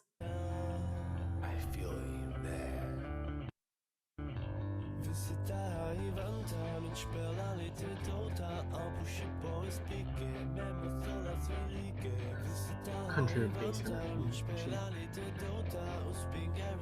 Okay, Sweden is where a bass hunter is from, of course. so we're building up.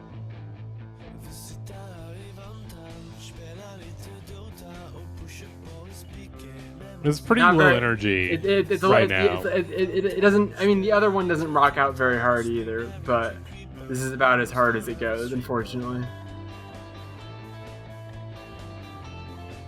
Oh, this is a missed opportunity for like a guy with a double bass drum No, yeah, pedal exactly. to be like It could be way absolutely heavier. wailing on that shit. You know, I need some guy with like visible snake bite holes, but It's not a the crazy actual big piercings in them fucking- anymore. Tournament. Like I mean, this is Oh, yeah. just one of those like land party cons. Yeah, this was like music that people that were going to LAN party conventions were listening to. Exactly. Hmm. This is real ass music. Yo, All turn right, up let's the do- bass hunter. Let's move on to our next song. One of my favorites. 2 Times by Ann Lee. This song Um, rocks. This is a salvo after the last song. There's something very gentle about this song, and also I was glad actually when I realized I was like, oh shit, we didn't put Rhythm of the Night on this episode. But what I learned is that Ann Lee is one of the co-writers of the Rhythm of the Night. So legendary Italian. I believe Ann Lee is like the Americanization of her. Calling her his mother and no, sorry, wrong. Ann Lee, singer. Oh, she's British. Okay, yeah, exactly. I was gonna say she's got a little bit of a twang. There's a little bit of a twang to the she- voice. She is British, but yeah, this is just like she becomes like famous because she has the big hit with Rhythm of the Night, which is a Italian track, and then this is like from her big sort of like solo record, and it is just like there's something about it that feels very hamster dance adjacent to me, but like minus It's- all of the kind of overcranked humor novelty factor of it. It's like tasteful hamster dance. Yeah, Got it's got it. the same kind of melody, and it's got the little. Yeah, it makes you want to bop your head like the Hathaway What Is Love SNL sketch where they're all in the car and they're all doing the like head bobbing thing. You know what I'm talking Yeah. about? Yeah, this song just makes Somebody me like just told me that was about doing cocaine, and I had no idea. I've never. and yeah, now it makes a lot more sense. Yeah, Yeah, I never thought about it. exactly. I just thought they were having fun. See, that's the problem that I've always had with dance music is that like there's this sinister undertone, and I'm just a big like I want to have fun. I Yeah, don't he's have just like, to I do a thought drug. the pacifiers were because we were all Yeah. just I thought we we were like all sucking thinking, on we were all binkies. Yeah. I thought that we were trading little like plastic jewelry with each other, like friendship bracelets, and sucking on binkies and wearing like really freeing clothing because it was Wait, just what like is the actual fun. purpose of the candy, the bracelets? and just like Is there a I sinister mean, no, undertone? there's not. I mean, no, there is No. not. The candy thing. I mean, it was more. It's all about like trading. It's essentially like Yeah. social sort of. It's like Deadheads doing the tie-dye T-shirts. There's not a coded thing to it. yeah. There's nothing to it. It's just like but it is like a combo of the. I looked up guy sucking binky evilly, and I didn't get anything exactly online. But Yeah, I can't imagine you would. no, check the chat. I found a great photo. But yeah, Okay. this song rules. Yeah. That man looks high as fucking Oh. balls. Yeah, he's rolling off Oh that my 90s Eurodance. Unfortunately, tragically, this is the only one I was not able to find a rock cover of. I did find a really weird acoustic cover of it though. We should just watch that real quick. Okay, yeah. Let's see. I have no way to explain this video besides that this is like a young girl and her dad ? And she is on one of those like assisted living like wall-mounted chairs that help people get upstairs, but she's not moving in it, she's just sitting in it, and then the dad joins her on the stair. The setup of this video is so confusing to me, but then they just start doing a normal-ish cover of the song, and it's kind of cute, but then also, I don't know, it's...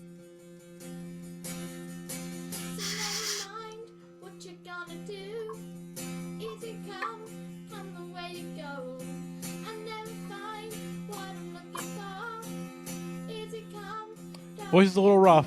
I ain't gonna lie, the voice is a little rough. Sorry to this child. And then the too loud playing of the guitar on the chorus. Anyways. I really love this. This is just kind of like a beautiful slice of humanity, honestly. Like, no, it's actually like very sweet. Yeah, I really love this. This is I actually think this song YouTube. of all the ones seems like it could be translated the best to like an actual rock version. Like it's just got a very like peppy little rhythm to it. Okay, we can move on to Rhythm is a Dancer now. Yeah. All right. Rhythm is a Dancer up next on the playlist by Snap. This is definitely one of the most... I looked it up. How Do I What Is Love comes out 1 year after this song, so definitely ripping this song off. Absolutely. Sure.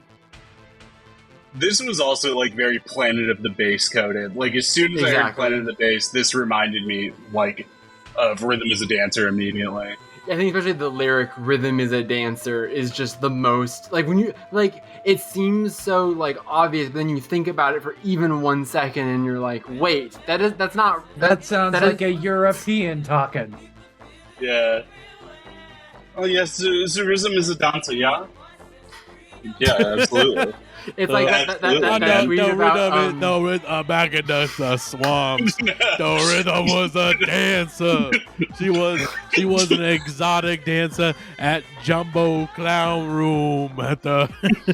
When I would leave the swamp down, the swamp water would be too much for me. I go down to the strip club and the rhythm. She was my favorite dancer. This I play is how a little it feels extra, whenever a little Boomhauer extra. You talks know on what I'm King of the saying?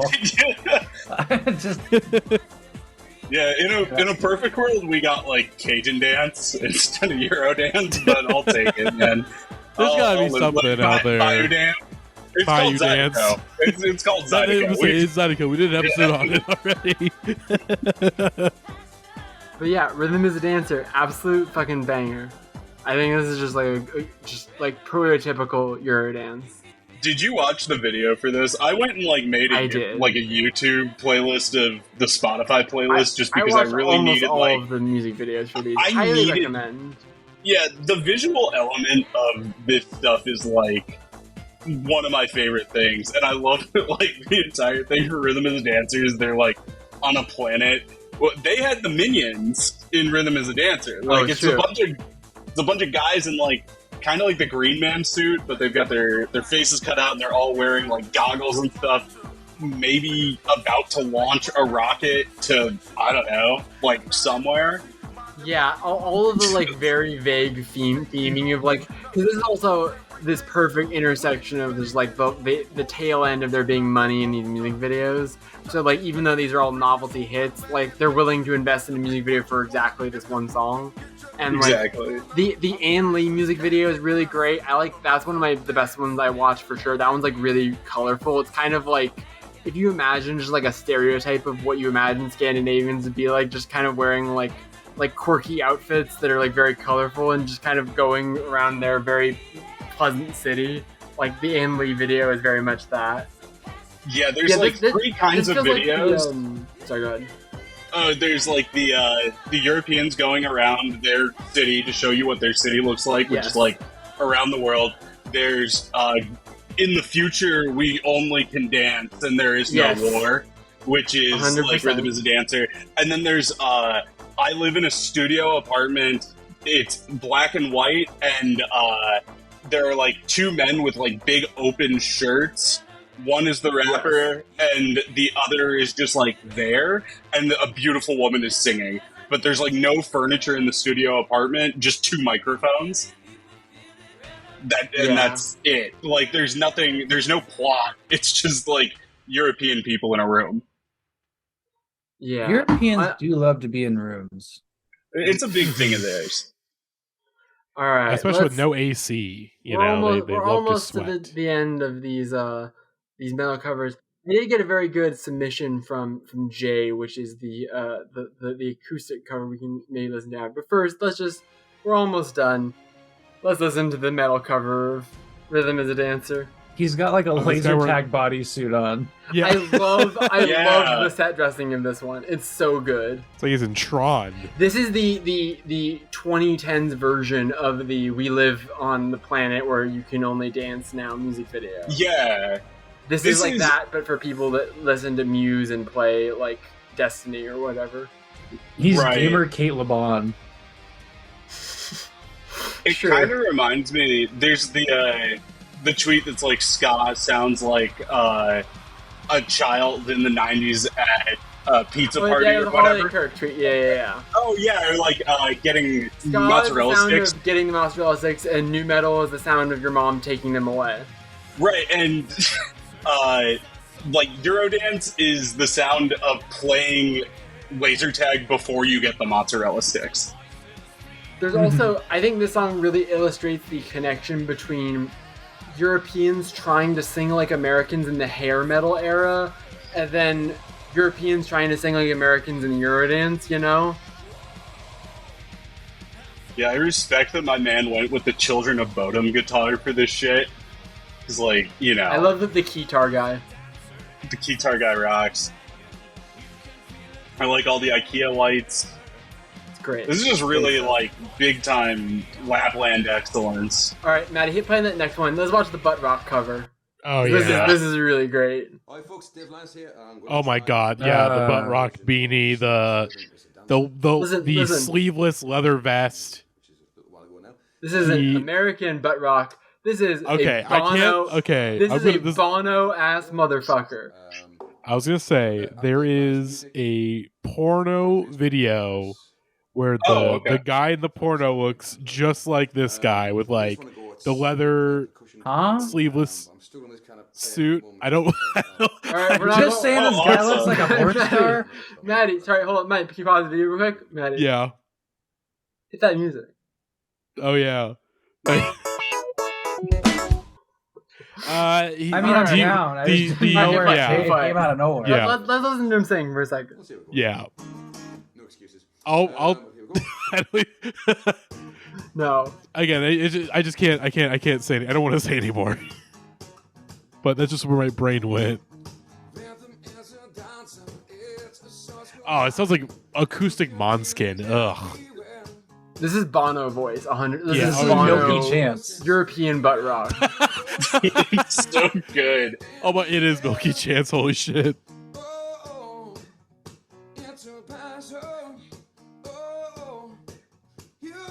It's that band Elbow. I don't know if anybody remembers them. They were, I don't know, man. Like, It's been. I don't know who decided, like, yeah, let me butt rock that one. Like, I do love it's inspired for sure. yeah. All right, let's listen to one of the greatest songs of all time. We've had enough of this. Let's bring out the big guns.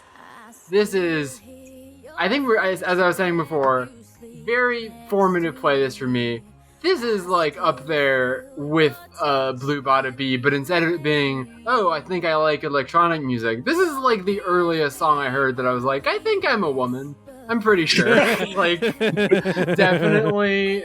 Or just like, I did not have that level of clarity at the time, or else things would have played out differently, but it was more like, I'm not having a boy reaction to the song. Whatever that means, I'm not reacting to this the way the other, air quotes, straight boys are. You weren't And- fist pumping to it. Yeah. No, yes, I talked earlier about the European in my blood being awakened, and this is the moment that the inside of me was White unleashed. boys don't play the Cascada like that. This is straight up like I said one of the best songs of all time. This is in my like all time favorite songs, 11 out of 10 songs. Like I genuinely think this is like a perfect song. I think it's like pure catharsis. It's just so good. Yeah, Oh, this yeah. is great. This is again. I also heard this in my youth. Foundational track. it's become like a stadium song. Like it just became like this is the one of these more than any other that just crossed the threshold all the way from novelty hit and turned into like song that is a part of the American songbook. Like people sing this in the way that they sing like Sweet Caroline, and like it translates very well to like marching band performances, as many of these songs do, etc. Like this is just a song that like everyone knows. Also, going back to this, the Planet of the Bass lyrics, your arms are my castle, the heart is the sky, all that shit. Yeah, I was listening to this knowing I was not having a straight boy reaction to this. That's for sure. But banger video. Cascada, just what a lady. I know very little about her, but what a lady. German, I guess. I don't know. I'm looking her up right now. Yeah, that's what my like European rankings was gonna surprisingly end in. I didn't think I was gonna get there, but like Germany kind of put some hits on this episode. I think Italy is highs and lows, right? Yeah. Italy, you got some of the worst cheese, but you've also got like Georgia and Moroder, you know, like we do our part. Italo disco is a crucial like part of the formulation of this kind of music. I think I don't know. Yeah, we can't really rank the countries here because if I was doing I could play better and worse songs from each one of these countries, right? Like yeah, if I were to do like a tier list of all the European countries, just based on really everything, yeah, I would probably put Germany like B or C, and like you could convince me on B because of their contributions to the Eurodance canon. I think Sweden did a really good job here. You know, that's like Sweden. I mean, that's the thing. Like Sweden's contributions to pop music in general, like it. Of course, this is really the era where that starts. Like them pumping out a lot of this stuff. But yeah. Do you remember A-Teens, which was people trying to like do ABBA songs, but it was teenagers singing them? And it was like Eurodance versions of ABBA songs? No, but that sounds fun. A-Teens. I remember, yeah, A-Teens, because they didn't want to get sued. I looked this up. They were originally ABBA Teens, and then they were like, well, we can't be sued. So we have to call them the A-Teens. It's just like Eurodance version of ABBA songs, and it kind of rocks. Like, I'm really with it. That rules, actually. I'm going to listen to this later. Yeah, but that was my... Every time we touch Cascada, I feel like Cascada is just like, she has like the cult icon status, but I feel like she came just a little before Poptimism. Like, if Cascada had come around even like 5 years later, she would have gotten like a Robin-esque treatment where I think there'd be more of a like, this is like Pitchfork would be writing like reviews. Like, I think the way that like people now take Kesha more musically seriously, like I think part of the problem is just that like she does have other hits. Like Evacuate the Dance Floor is a good song, but like Evacuate the Dance Floor is way more pink coded, you know, not the color, the artist. Whereas Every Time We Touch is like this magic, just like combination of it being totally overproduced and cheesy, but also like so fucking soulful. Like you really do feel it. Like it is the one of these where the melodrama is like the most actualized, I think. And there's just something. I think she had a hard time translating it into a non-novelty career, even though that song is so huge, because it's just like it's kind of hard to make anything in that song's shadow that like lives up to it. Mm-hmm. Yeah, I mean, I really loved her cover of "What Hurts the Most" by Rascal Flatts. Oh my god, I didn't know that existed. I will be listening to that after this. It's so good. Like it's a Eurodanced out version of "What Hurts the Most." It's like, a lot of these artists do lean into covers very quickly. Like there are a lot of Captain Jack covers. I'm seeing here on the same Cascada album that she covered like Skater Boy and Perfect Day and stuff like that. You could just push and I think that is a lot of a lot of this stuff was produced in a fact, like it was intended to be disposable, right? Like all of this is kind of actualizing, but it's kind of disposable, but it's also kind of like you wanted a reason to spin a certain song in the club, and there's no reason to do it except for like, oh, we've got this like dance version of it. Instead of now, where I think people are just a little bit more willing to like kind of throw caution to the wind and play something stupid if they want to. But I don't know, man. You get that fucking listen, back when I drank, if you hit me with that "What Hurts the Most" cover at like 12:45 and I've got like a good buzz going, I might get a tear out. Like, that is a track. But yeah, do we have any kind of closing thoughts on the episode or on Cascada and anything in general? It's a classic. I love everyone overseas. Shout outs to the Euros. I hope I didn't say anything too hard on you. I mean, Max, when you were coming in grumpier, I was going to give you a permission slip to do racism against the Europeans. Like, I was not. I'm not precious about. Look, I'll keep that card in my back pocket. You can. It's a me Mario me all you want. I take no offense. But let's finish it off here with a fella named Vincent Moretto and listen to a metal cover. There are, as you might imagine, like an entire industry of covers of this song specifically. This is like one of the most covered songs in YouTube history, I imagine. Jonathan Young, who gave us the Blue Ba Dee cover earlier, he did a pop punk cover of this song. You know how dictators in the Middle East would have like body doubles, in case, for like assassins? This guy looks like a body double for like Andrew Tate, or like he could be a Andrew Tate body double in case he were to get assassinated by the Hungarian government. I'm just going through right now. There's a Scotch Network cover of this song. There are just so many versions.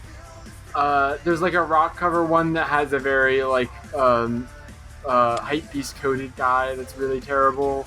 There's just a lot of these that are. I watched several of them. I settled on this one because I wanted to keep the metal theme going, and this guy was also. I love that he's got the like headstockless guitar. There are a lot of the guys that do the Eurodance covers do have the headstock guitars. Yeah, they're like. I mean, it's like the tech guy version of guitars. I don't know. There's something about like all of these guys. Well, I mean, I guess part of it is like, the like visual aspect of this has to be as cranked up as the actual music is, if not more. So they buy like the most with, visually YouTube editing culture. Yeah, right? you have to like have the most visually interesting looking instrument, not just like a regular guitar, but also like, I don't know, it's just very it also just fits in with the overall aesthetic of like YouTuber content, where it's like everything is all very gamer chair digital interface stuff, so it makes sense having this like isn't this so I was kind of on the fence before, but this guy's fucking sick. I really appreciate these metal covers because, like, how would I know that this is real music without hearing a guitar, bass, and drums? Like I needed to be shown what real music is by these rockin' gentlemen, and they helped me out, and we appreciate it. Porno for patrons, you got a little tied up, a little kinky. Oh, I didn't even realize this was a Galaxy printed headstock guitar. And he hit the Orange Justice. Let's go. All right. This has been fun. Scatman John never got to hit the Gwitty, and that's I just gotta, sad. I just gotta say for Eurodance, Scatman John in Fortnite, and that's fucked up. Oh my god! I just gotta say with Eurodance, I was like, I'm gonna throw this on The Office, just gonna prepare for the episode, and I was having a great time listening to this place in The Office. Literally, people were sending me songs to queue up other Eurodance songs because they were so happy to hear Eurodance. Like, this is a genre that definitely got critically, like, I think in the sort of a backlash in the 2000s after its heyday, people were like, oh, this music actually sucked. And I feel like now it has definitely gotten a reevaluation in sort of the post hyperpop world for how it influenced that genre, and really just like, oh, pop music is just like not fun nowadays, and it's nice to that's be a lot of reminded it, that pop yeah. music can be fun and good. And like Max said, it's also the effect of these songs all play completely differently. If you were like a fully grown adult who had to encounter these songs on a semi-regular basis in social situations, I am sure you are way less amused by them or nostalgic about them, right? Like, I think part of it is that kind of like Max was saying earlier, it's like, yeah, these songs have very limited shelf lives, and so it's understandable why people got sick of them. But then, like, they are just this pure burst of serotonin that if you haven't had it in a while, it can be especially effective. Matty, I want to send us out with this. I just posted a video in here. This is a video titled Epic Solo by John Scatman. We're going to have John send us out here. Yeah. I'm calling out from Scatman's world. If you want to break free, you better listen to me. You've got to learn how to see in your face. He looks like He sings like Ron Jeremy.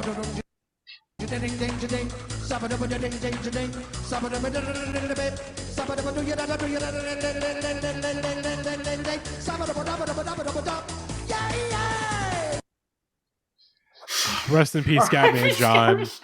Rest in peace. The hard cut to the RIP. I'm sorry. RIP. Genuinely. The top comment, 0% auto-tune, 100% skill. So true. And 100% reason to remember the name. RIP Scatman John. Eurodance forever. We'll see you all next week for the podcast. God, what the fuck are we doing next week? I gotta check. Good question. Okay, so next week is going to be a bonus episode. So it's going to be called Punks Forever, which is a Grant creation. Oh god, like what is this? I'm actually really scared to figure out I'm trying to remember what this is. Oh no! Oh no! Oh, this is. I know way too many of these songs. Something we talked about right before this episode is on that playlist. God. But then after that, we get right back to the cheese and the gay shit. Of course, we're doing the long-awaited Madonna episode. Very excited for that. Very That's excited. Going to be huge. Yes. So hopefully you all enjoyed this episode. So for our Patreon supporters, again, if you want to listen to our bonus episodes, $5 a month on patreon.com/indieheads podcast. Get a bonus episode every month. And also you get all episodes 48 hours early if you support us on any tier on Patreon. So, hey, it's a good deal. Go for it. But if you are not a Patreon supporter, which you should be, but if not, we'll see you all in 2 weeks for the Madonna Roulette. So thank you all for listening. We'll see you next time. Bye-bye. Hey, Louie. Yeah? Is that you? Yes. Oh, I'm Scatman John. Would you like to sing a song, man? Well, sure could. Look out. 1, 2, 3, 4.